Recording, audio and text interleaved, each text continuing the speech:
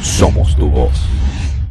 Conforme fue cediendo la pandemia a partir de 2022, los precios comenzaron a subir en esos países que aplicaron medidas tributarias y fiscales para tratar de reactivar una economía que en ese entonces estaba en recesión, además marcada por el desempleo.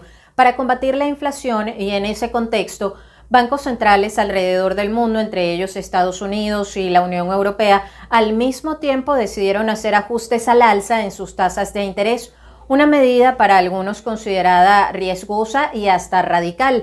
Sin embargo, el tiempo parece haberles dado la razón. Ese es el tema sobre el que conversamos hoy con el economista, docente, investigador, además director de Olmos Group, Aaron Olmos. Aaron Olmos, economista, docente, investigador, director de Olmos Group, ya está con nosotros. Profesor, ¿cómo está? Vanessa, ¿cómo estás? Bueno, bien, con el favor de Dios, ¿no? Un gusto siempre conversar con usted, profesor. Además, ¿cómo me he acordado de usted por estos días? Porque es increíble lo que está sucediendo con el Bitcoin, pero además, en pleno repunte de la criptomoneda, por allí aparecían unos nuevos mensajes de Satoshi Nakamoto. Así que me he acordado muchísimo de usted. Ayer fue increíble lo del Bitcoin. Sí, bueno, fíjate tú que hay un repunte en su precio. Esto hay que verlo con mucho cuidado. Está creciendo el precio, no tanto el volumen. Hay una ola especulativa, de expectativas, de crecimiento de precios. Todos estos analistas que han hecho proyecciones de que el Bitcoin va a llegar a 500.000, a 100.000, a 1.000.000, desean que eso pase, y de alguna manera vemos que el mercado está reaccionando. Sin embargo, hay una realidad económica detrás de todo esto. Buena parte de la liquidez que se está colocando en la compra de Bitcoin tiene que ver con la propia situación de los países, la recuperación de las grandes potencias, la recuperación de las naciones y efectivamente las tomas de decisión de los bancos centrales. Entonces hay que ver con bastante cuidado lo que está pasando con Bitcoin. Es importante, claro que sí, pero efectivamente detrás de esto también hay mucha codicia y mucha avaricia de algunos para tratar de hacer que el precio crezca lo más que se pueda y sacar una ganancia rápida de ello.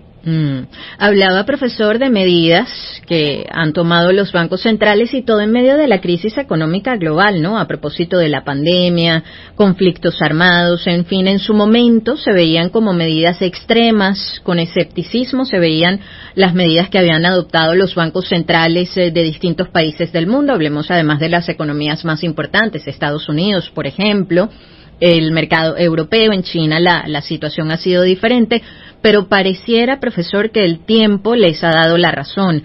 ¿Qué tanto han funcionado esas medidas que han implementado los bancos centrales del mundo para atacar la inflación? Es correcto, Vanessa. Bueno, recordemos que los bancos centrales son instituciones financieras muy particulares, ¿no? Son los entes rectores de la política monetaria y cambiaria de los países, y que de manera coordinada, es el deber ser, no pasa en todos los países, pero que de manera coordinada con el ente encargado de las finanzas y Hacienda, deberían llevar la orientación de la política económica. El Fondo Monetario, en su informe de enero, que es el más reciente que tenemos todavía, no ha salido ninguno para marzo o para abril todavía, nos habla pues de cierto nivel de recuperación de la economía global, ¿no? Ellos dicen que de alguna manera esto es algo que es importante observar, porque bueno, como tú bien lo acabas de decir, el efecto del COVID, el efecto del conflicto bélico de Ucrania, el efecto de lo que pasó en Palestina e Israel, lo que está pasando en Yemen, todos estos elementos están afectando la recuperación de las economías, por lo menos lo que ellos llaman, el Fondo Monetario, las economías emergentes y economías en desarrollo.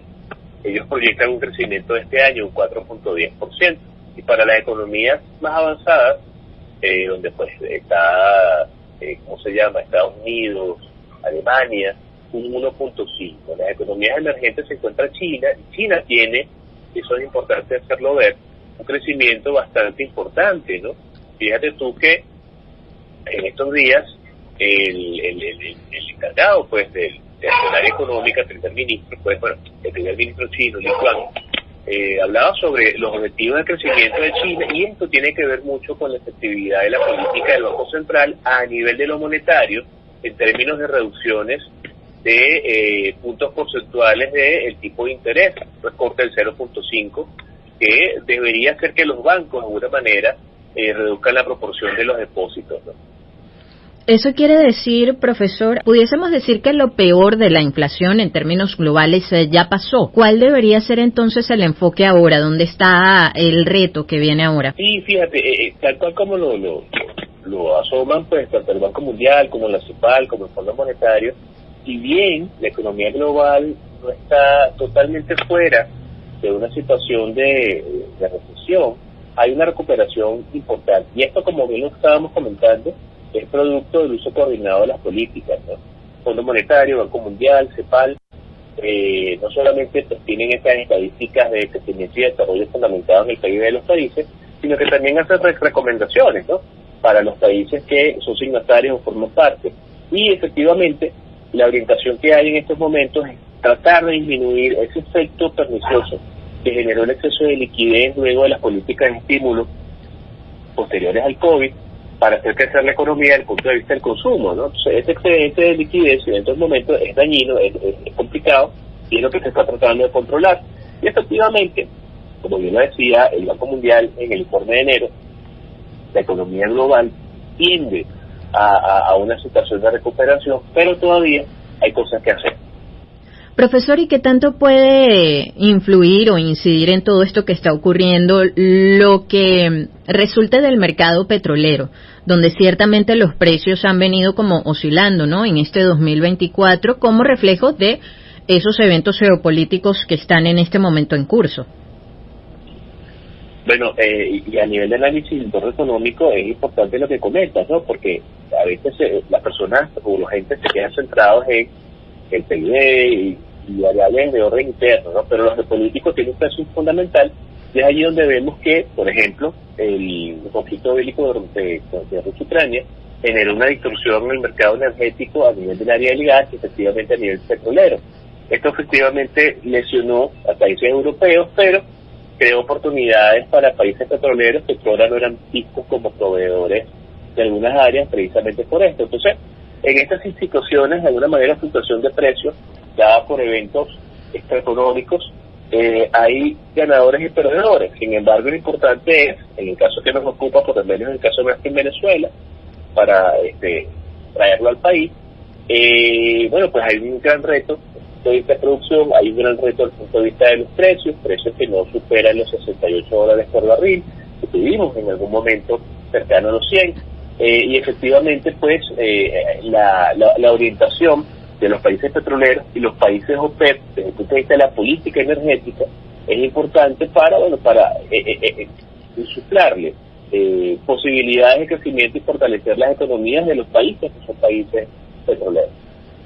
Profesor, y en el caso de China, sabiendo que es una de las economías más importantes, ¿por qué ha entrado en esta situación tan compleja? ¿Están a pasos o está el peligro inminente allí de la deflación? ¿Qué ha ocurrido con la economía china? Lo que pasa es que los países altamente industrializados, y China se ha convertido en la fábrica del mundo, ¿no?, para muchas cosas, sobre todo a nivel tecnológico. Todos recordamos hace 10 años atrás, por lo menos una década, los productos chinos, las copias, ¿no?, por ejemplo, los productos chinos no tienen buena calidad. Y eso de alguna manera está superado bastante, ¿no? Y es tanto así que los productos generados en China, por lo menos muchos celulares que usamos en Venezuela, vienen de allá y son excelentes, ¿no?, a nivel de tecnología. La deflación es un fenómeno contrario a la inflación, y la inflación es una distorsión que hay entre el nivel de liquidez y el nivel de producción. Es más la liquidez que hay, más el dinero que circula que lo que se produce. Deflación existe cuando es más lo que se produce que el dinero que circula. Es un poco lo que le está pasando a China. Entonces, de alguna manera, al ser la fábrica del mundo y tener este alto nivel competitivo desde el punto de vista industrial, hace que los países que tienen estos perfiles no deban cuidarse tanto de la inflación, sino más bien del fenómeno contrario. Y es allí donde los niveles de producción, la exportación, el mercado internacional juegan un papel fundamental para lograr los equilibrios internos. Profesor, y en este mapa, en este espectro, bueno, ¿cómo ve Venezuela? Yo sé que es difícil, sobre todo tomando en cuenta que es un año electoral, vaticinar lo que pueda ocurrir, pero bueno, el comportamiento de la inflación ha venido en alguna medida desacelerándose. ¿Qué pudiese venir en estos próximos meses? Fíjate, Vanessa, como tú bien lo dices, hay una desaceleración de la liquidez. El 2020 cerró con 200% de incremento. 2022 cerró con 326% de incremento. Sin embargo, el ritmo de crecimiento de los bolívares en el mercado sigue estando presente, pero a menor velocidad.